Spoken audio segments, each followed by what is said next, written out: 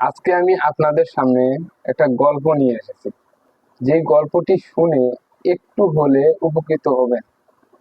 তো গল্পটি আমি বলবো, আপনারা ভালোভাবে শুনবেন। হ্যাঁ, গল্পটি শুরু করা যাক। একটি ঘরের মধ্যে 4টি দোয়াত ছিল। 4টি দোয়াতেরই আলাদা আলাদা নাম ছিল।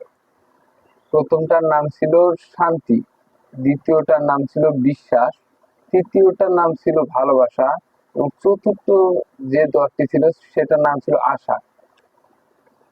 এখন 4টি দোয়াতি জ্বলতে জ্বলতে প্রথম যে দোয়াতটি ছিল তার নাম ছিল শান্তি।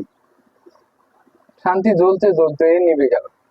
নিভে যাওয়ার পর দ্বিতীয় যে দোয়াতটি ছিল সেটার নাম ছিল বিশ্বাস। বিশ্বাস বলতে লাগলো, যেখানে শান্তি নেই সেখানে বিশ্বাস আমি থেকে কি করব। তারপর সেও নিভে গেল। তারপর তৃতীয় যে লাইটটা ছিল, লাইট বা দোয়াত, যার নাম ছিল ভালোবাসা, সে বলতে লাগলো, যেখানে শান্তি ও বিশ্বাস নেই সেখানে আমি ভালোবাসা থেকে কি করব। তারপর চতুর্থ যে লাইটটা ছিল, যেখানে শান্তি, বিশ্বাস ও ভালোবাসা এই তিনজনই নাই, সেখানে আমি আশা থেকে কি করব। চতুর্থ লাইটটা বলতে লাগলো। তারপর আশা থাকতে থাকতে সে আশা ভাবলো যে একটু আমি ধৈর্য ধরে থাকি, দেখি কি হয়।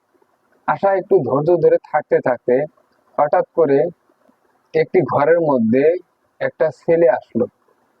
যে ছেলেটি ওই 4টা বাতি ধরাই ছিল, সে এসে দেখে 3টে দোয়াতি নিভে গেছে, তারপর একটি দোয়াত জ্বলতেছে। তারপর ছেলেটি কি করলো, ওই একটি দোয়াত নিয়ে 3টি দোয়াতি জ্বলাই দিল। তারপর আবার 4টা হয়ে গেল। তারপর আর এখানে আমরা এটাই শিখতে পেলাম যে জীবনে আশা কখনো ছাড়তে নেই, আশা আমাদের রাখতেই হবে। যার যে স্বপ্ন হোক না কেন, স্বপ্ন পূরণ করতেই হবে।